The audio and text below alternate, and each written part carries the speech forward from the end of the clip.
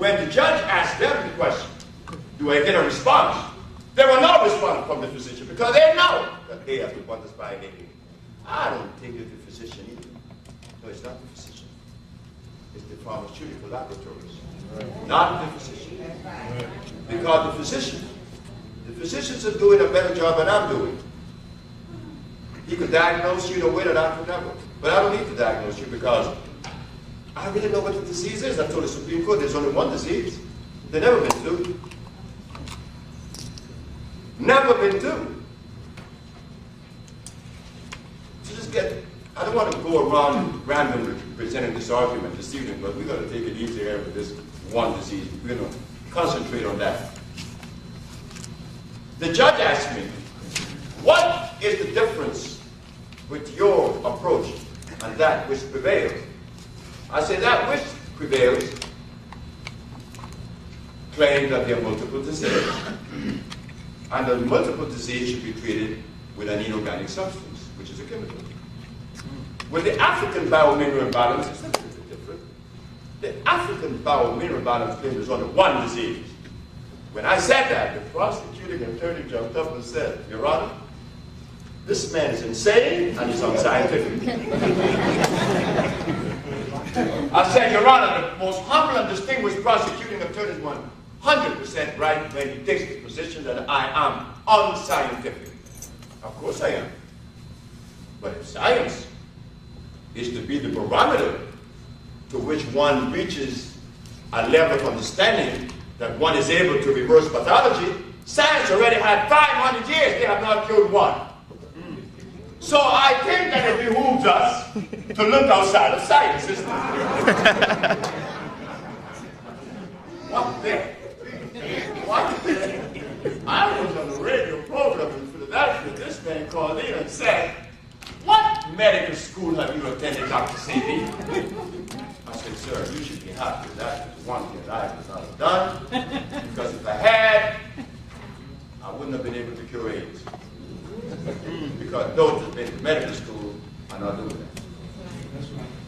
So what is the African biomineral balance? There's only one disease. And there's only one cure. Whenever you have sinusitis, I asked the judge, what is in the nasal passage? She said, mucus. What's in the bronchial tube when you have bronchitis? What's in the lung when you have pneumonia? The prosecuting attorney jumped up and said, what about AIDS, you and your one disease theory? I said, this man is getting himself in trouble all the time. He should be quiet. And at some point I had to help the man because he was out to get me. He didn't want me to win because if I win, I'd be setting up precedent, which I did. But I had to help the man. I said, Your Honor, my most humble and distinguished prosecuting attorney, Mr. Parker, is asking, what about AIDS? I said, Your Honor, have you been to an AIDS ward? He said, yes. What is it that the AIDS patient spits up every 5 minutes? He said, mucus. So where is the mucus? They said acquired immune deficiency syndrome. Well, what did the immune system acquire? They say it's a virus. I said it was mucus that debilitated the immune system, preventing it from receiving what? Oxygen. Oxygen is the life giver. As you open the body and open those cells, those avenues such as, the veins, arteries, and every other passage allowing oxygen to enter the system, that's when you begin to heal. Oxygen is the healer. This is why it's recommended to heal. You should start eating. Tomorrow morning, when I wake up, as good as I feel, I don't wear glasses, I can read anything. You can bring me anything, I can read it. I have energy. But I know that I can do better because many of you say, you look good, Dr. Sebi. Yeah, I look good compared to sick people. If you compare me to a 70-year-old man, because I'm 70 now, I look good. But how could you compare me with him as a barometer when we don't even know what health is like? We don't know what health is about. That's right. We don't know what a healthy being is. We don't know what it is to be healthy, because if we have been deprived of our food for 500 years. Right. Think about the slave that was brought to America that didn't eat potatoes, didn't eat any of this. What were they eating? Sure, they didn't have any vegetables. They didn't have any farms. So what were they eating? So while all these historians and anthropologists was talking to us, he was eating the garbage too. So it was like the blind eating the blind. You see why I didn't read books? It's a waste of time. Because when I went back to LA and I saw my brother Charles, he stood against his wall. He had read 3,000 books. He did this. So I said, you read all those books? He said, yes. I said, man. I said, I know you have diabetes. And there was nothing in the information that you read could help your body. This is what we're talking about. There's no more time spent on what I major in anthropology. And, you know, when I'm into Chinese medicine. Chinese medicine. So when God placed black folks in Africa, he omitted one of the most basic components that we had to crawl from Africa all the way to China to get it. Doesn't that sound kind of crazy? So while we are talking about, I'm studying Chinese medicine, you know what we're saying? We lost it. And certainly we did. We were taken away from home. Chinese medicine doesn't exist. No, it doesn't. If you go to China, if you go to Arabia, if you go to India, what is the medicine that prevails? Chemicals, not herbs. Drugstore. You go to Pakistan, they even sell it in the alleyways. Everybody sells drugs, pharmaceuticals out their house in Pakistan. So while the Muslims are calling the white man the devil, look at what they eat. The Muslim in Arabia eat barley. Who made that? Europe. Who made the land? Europe. Who made every piece of medicine that the Arab use in Arabia? Europe. So I'm asking, what is the beef here? You're praying to Allah, but you're eating his food. You see, there is a contradiction. There is a great contradiction, a very large, big, juicy one. But we're not to be blamed for that. All we're saying now, we have to wake up and look at this thing right. That's right. Just take another look at it. I'm not better than a Muslim. I'm not better than a white man or a Chinese or an Eskimo. But I know something. I am different. And in that difference makes a big difference. That difference that exists, I need to know to keep me in harmony. That I can love Chinese and white folks and primarily myself first. But I can't love no white boy eating cassava. I'm lying to him because I'm hurting. I'm eating cyanide and I love you. I'm eating cyanide and I call myself, I'm spiritual.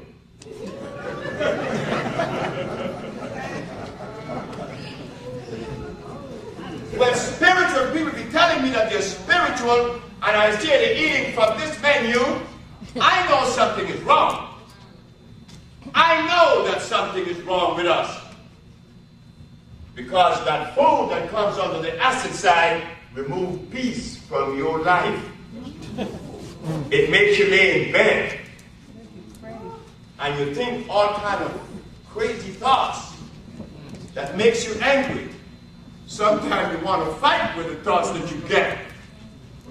Sometimes you cannot sleep.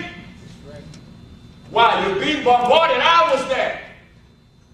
I want to kill my wife one night. I didn't carry it out, but I felt like doing it. And yet 7 years later, Why did I go back to find her?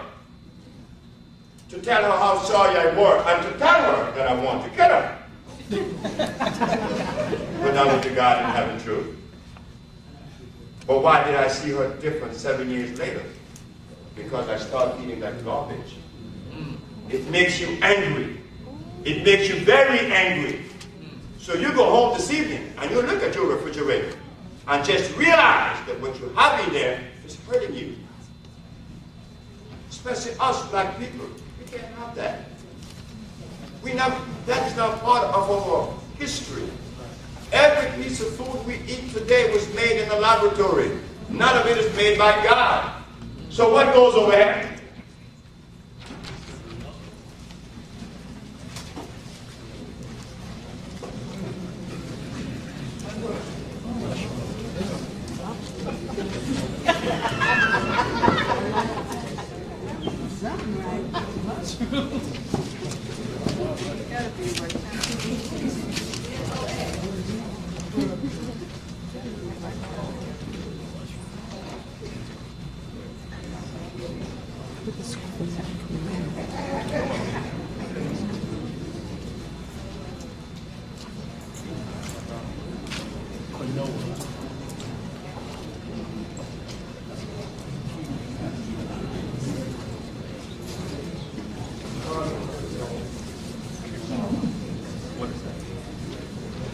And there are many more.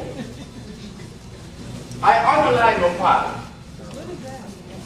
In my last 28 years of research and studies and practicing, I hear many of my brothers and sisters talk about Chinese medicine. They talk about homeopathic medicine. You know, they talk about yin-yang. They talk about macrobiotic. But just think about Mr. Osawa in Japan. What did he recommend that you eat in large quantities to remove your disease? What did he say to eat? Rice. Now, Mr. Osawa was respected by many of us for being one of the greatest healers in the world. And he recommended we eat rice, and rice is cyanide.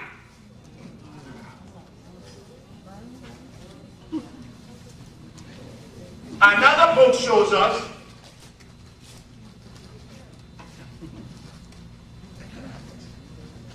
that garlic lowers your pressure. Garlic will lower your pressure. But what they didn't tell you is this.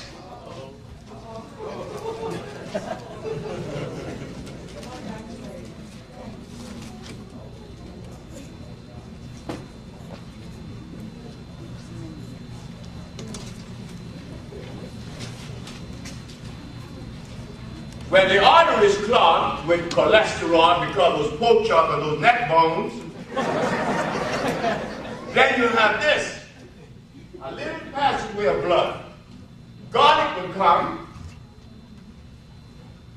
and eat all this away really quick. And also eats the membrane. You see, these things are not taught to us. Remember, garlic on the pH scale, cow milk. Cow milk sits right here.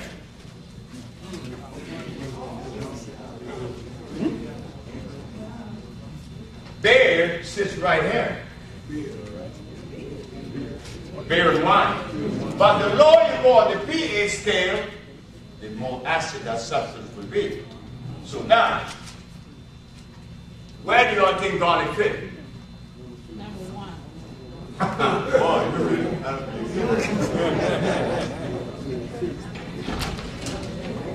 3.3. Very acid. I used to use it. I use garlic. I use everything that everybody used, but I woke up one day because a woman stood in front of me and said I was a fool. Her name is Mrs. Holloman.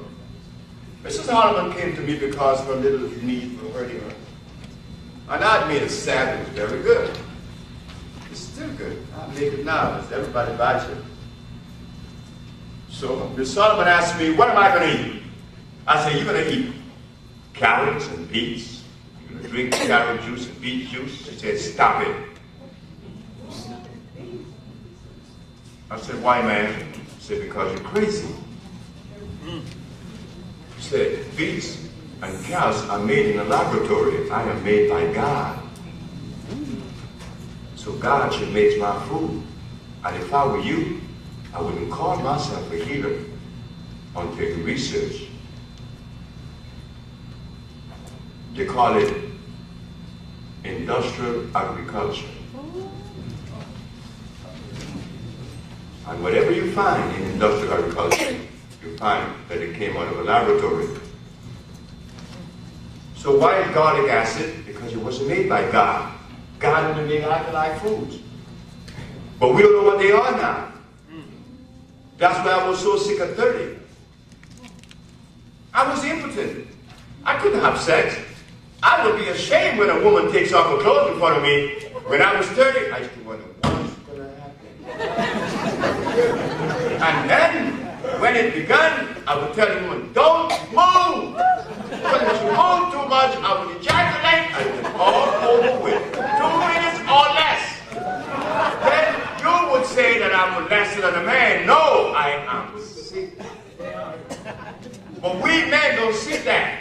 We are embarrassed, and then we try to hide it. Oh, I'm cool. No, you're not. I'm going to come up with one that I'm going to use it as an example. But the reason why garlic is very acid, it contains this. Put it up here.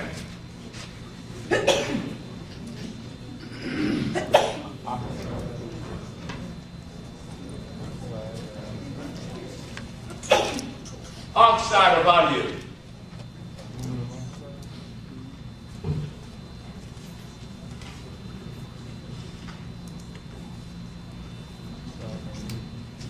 It will hurt you. Garlic is like pumpkin seed. Oh, I could tell you tricks to do with pumpkin seed. Oh, I could tell you to do things with plants. Okay, pumpkin seed, artificial. But if I roast it, grind it up, put it into water, let you drink it, it brings your sugar right down. But in about a week, you won't be able to urinate.